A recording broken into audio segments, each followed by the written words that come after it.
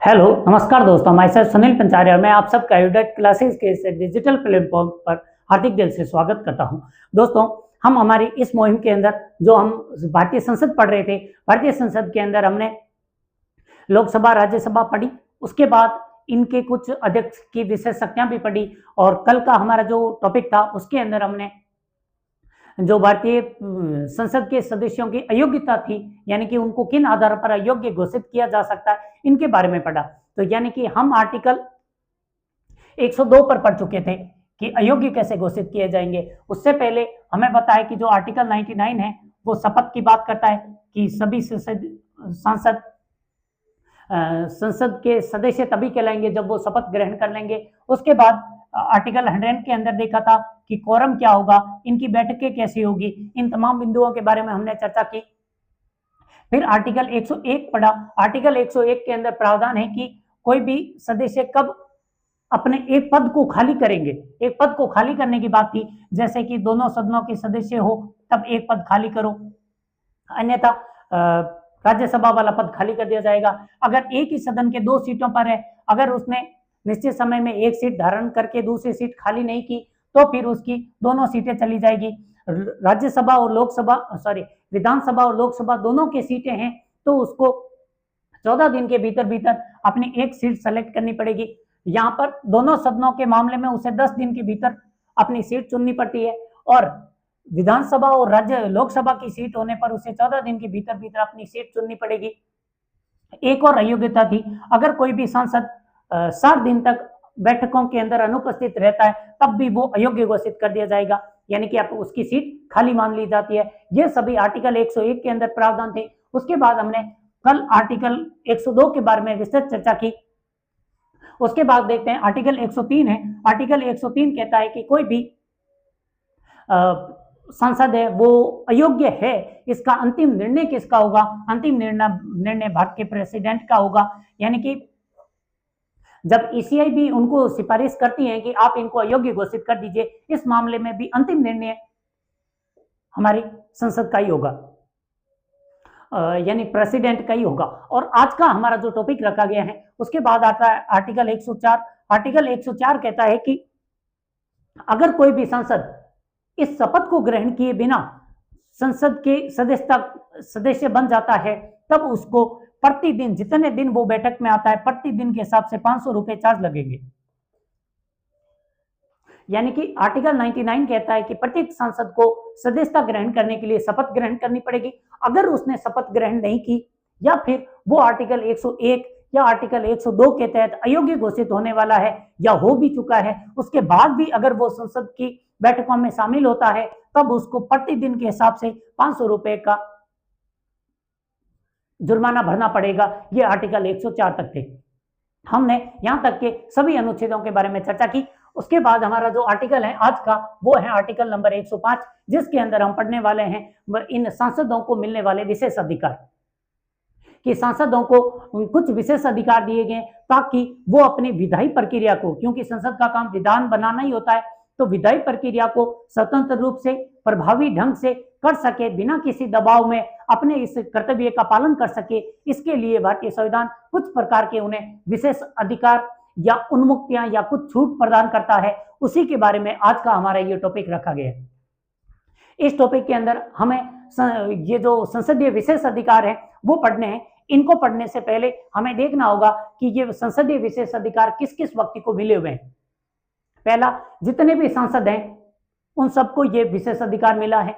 दूसरा, जितने भी मंत्री हैं उनको भी यही विशेष अधिकार है। और तीसरा, सबसे इंपॉर्टेंट, कि अटॉर्नी जनरल ऑफ इंडिया को, यानी कि भारत के महान्यायवादी को भी यही अधिकार दिए गए हैं कि वो संसद के सदस्यों के रूप में शामिल होते हैं। तो ये तमाम चीजें आर्टिकल 105 डिफाइन करता है।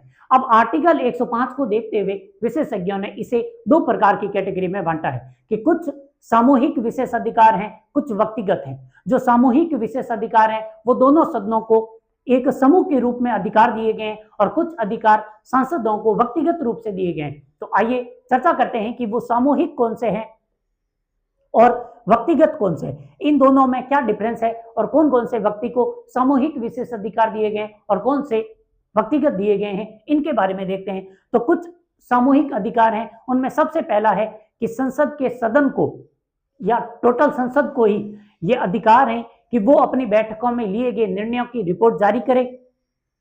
खुद तो जारी कर ही सकता है, वो चाहे तो किसी को भी इनकी रिपोर्ट इनकी अनुमति के बिना जारी करने से रोक सकता है। यानी कि यहाँ पर प्रेस की स्वतंत्रता पर भी अंकुश लगाया गया है। ऐसा नहीं कि प्रेस इनकी अनुमति के बिना ही आकर वहां से लाइव रिकॉर्ड करके बाहर जाकर पब्लिश कर दे। ये तभी कर सकते हैं जब संसद खुद अनुमति देता है। तो प्रकाशन की जो शक्ति है वो संसद को खुद है, खुद प्रकाशित करे तब ठीक, और अगर कोई और करता है तो ये तभी कर सकता है दूसरा व्यक्ति जब इनकी अनुमति मिलेगी। दूसरी शक्ति देखते हैं। दूसरी शक्ति ये संसद है वो अपनी गुप्त बैठक भी कर सकता है जिसमें वो किसी को भी सूचित ना करे, और जो बाहर से आए हुए अतिथि हैं उन अतिथियों को बाहर भी भेज सकता है संसद। ये भी इनको एक विशेष शक्ति दी गई है। आगे देखते हैं, संसद अपने कार्य संचालन के लिए नियम भी बना सकता है। ये भी क्या है, सामूहिक शक्ति है, क्योंकि यहाँ पर संपूर्ण संसद के कार्य दिखाए गए हैं। उसके बाद संसद अपने विशेष अधिकारों का हनन और संसदीय अवमानना, दोनों ही परिस्थितियों में दोनों अलग अलग चीजें हैं, लेकिन संसदीय विशेष अधिकार के बारे में अभी पढ़ रहे हैं। तो संसदीय विशेष अधिकारों का यदि कोई व्यक्ति हनन करता है, मान लो कि इन्होंने कोई रिपोर्ट प्रकाशित करने से मना किया था, फिर भी किसी व्यक्ति ने अगर रिपोर्ट प्रकाशित कर दी, तब संसद एक सिविल कोर्ट के रूप में उसे संसद में बुला सकते हैं, उनसे गवाही ले सकते हैं, शपथ पत्र पर हस्ताक्षर कर सकते हैं, यहाँ तक कि उन्हें दंड भी दे सकते हैं, सजा भी सुना सकते हैं। ये कार्य, ये शक्ति है संसद की। उसके बाद यदि किसी भी सांसद को गिरफ्तार किया जाता है किसी भी मामले में, तो चाहे वो सिविल हो या आपराधिक मामला हो, संसद को अधिकार है कि वो अपने आप को सूचित करे। यानी कि यदि कोई भी पुलिस प्रशासन किसी को सांसद को गिरफ्तार करती है तो संसद को सूचित करना उस प्रशासन का कर्तव्य बन जाएगा। ये भी इनका अधिकार है। उसके बाद ये आर्टिकल 122 के अंदर लिखा गया। आर्टिकल 21 कहता है कि न्यायालयों के बारे में कभी भी संसद के अंदर चर्चा नहीं होगी, और 122 कहता है न्यायालयों के अंदर संसद की क्रियाकलापों के बारे में कभी भी चर्चा नहीं होगी। संसद कैसे भी निर्णय ले, कोई भी प्रकार की गतिविधि करे, न्यायालय उसमें टांग नहीं अड़ाने वाला है। यह आर्टिकल 122 में दिया गया प्रावधान था जो संसदीय न्यायालयों के अंदर संसद की क्रियाविधि की जांच से रोकता है। उसके बाद अगर किसी भी सांसद को गिरफ्तार करना है तो गिरफ्तारी से पहले जो भी पीठासीन अधिकारी हैं, राज्यसभा के सभापति, लोकसभा के अध्यक्ष, विधानसभा के अध्यक्ष, तो उन सभा पीठासीन अधिकारी को बिना अनुमति के, किसी भी पीठासीन अधिकारी की अनुमति के बिना आप किसी को भी गिरफ्तार नहीं कर सकते। ये तमाम अधिकार दिए गए हैं जो सामूहिक रूप से संसद को मिलते हैं। उसके बाद कुछ अधिकार ऐसे भी हैं जो व्यक्तिगत रूप से दिए गए, उनको देख लेते हैं। व्यक्तिगत अधिकार में है किसी भी सांसद को सिविल मामलों में, साफ शब्दों में सिविल मामले, आपराधिक मामलों में यह प्रावधान लागू नहीं होता है। सिविल मामलों के अंदर किसी भी सांसद को जब बैठक चल रही है यानी सत्र चल रहा है उसके 40 दिन पहले और 40 दिन बाद तक गिरफ्तार नहीं किया जा सकता, क्योंकि गिरफ्तारी के डर में हो सकता है वो दबाव में आ जाए, दबाव में आकर कोई फैसला करे। इससे अच्छा है कि उनको कुछ उन्मुक्ति दी गई है, वो उन्मुक्ति है 40 दिन की। किसी भी सांसद को 40 दिन, बैठक से 40 दिन पहले और बैठक के 40 दिन बाद तक गिरफ्तार नहीं किया जाएगा। और किन मामलों में? केवल सिविल मामलों में, आपराधिक मामलों में ये प्रावधान लागू नहीं होते हैं। उसके बाद सदन की गतिविधि पर न्यायालयों में जांच नहीं होगी। इसका मतलब है किसी सदन के अंदर कोई भी सांसद किसी भी प्रकार की गतिविधि कर ले। हमने कई बार देखा होगा कि सांसद अपने शर्ट तक उतार के खड़े हो जाते हैं, किसी भी प्रकार का हंगामा हो हल्ला मचा सकते हैं, लेकिन इन सभी मामलों में उस व्यक्ति को, सांसद को न्यायालय के अंदर नहीं बुलाया जाएगा कि आपने इतने गरिमामय स्थान के अंदर जाकर नग्न नृत्य क्यों किया। इस मामले पर उनकी कोई सुनवाई नहीं होने वाली है। ये भी इनका एक विशेष अधिकार है। हो सकता है कई मामलों के अंदर ऐसा हो कि उस व्यक्ति की डिमांड, उसके जिस क्षेत्र से वो प्रतिनिधि बनकर आए हैं उस क्षेत्र में बहुत ज्यादा तीव्र मांग हो, और फिर भी अगर कोई नहीं सुन रहा है तो फिर ऐसे अपने आप को अभिव्यक्त भी किया जा सकता है। तो ये कोई गलत बात नहीं है, और इस मामले में न्यायालय के अंदर उनको नहीं बुलाया जाएगा।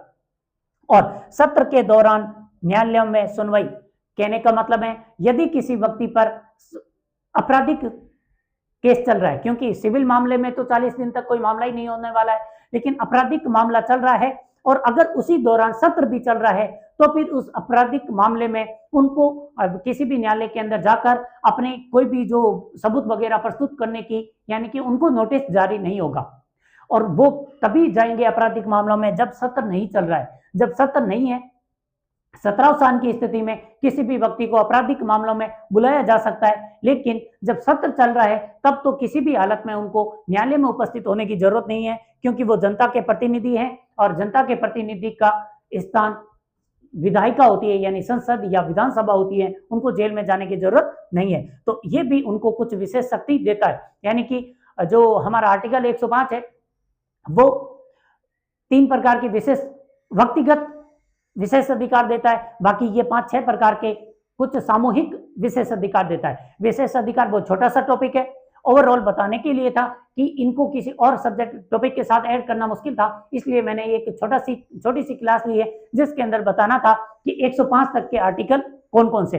अब इसके बाद 106वां आर्टिकल भी देख लेते हैं। 106वां आर्टिकल बताता है कि जितने भी सांसद हैं, सांसदों के वेतन भत्ते इनसे संबंधित जो प्रावधान है वो संसद खुद ही बनाएगी।